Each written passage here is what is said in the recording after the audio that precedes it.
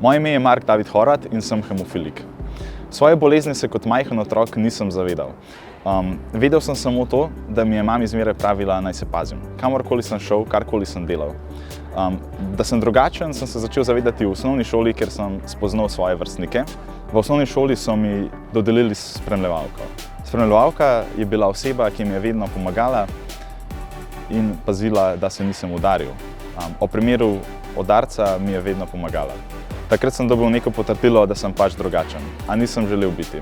Tudi pri športu sem bil izključen iz raznih skupinskih aktivnosti, kot sta bila fuzbal in košarka, zaradi nevarnosti krvavitve. Pri tehniki v osnovni šoli, na primer, nisem smel sam uporabljati noža, saj je bil to oster pripomoček. To se mi je zdelo zelo nefer, zaradi tega, ker so to lahko uporabljali drugi. Zaradi napredka v medicini in ozaveščanju o hemofiliji danes nimam podobnih težav.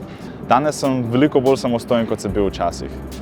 Sem tudi športen tip človeka, rad kolesarim, rad hodim v hribe. Danes se krvavitev ne bojim več toliko, zaradi svojih zdravil, ki mi preventivno preprečujejo krvavitve. Vsem mladim s hemofilijo svetujem, da se čim prej naučijo uporabljati zdravilo in obvladovati svoje krvavitve. Tako boste lahko samostojni in brezskrbni.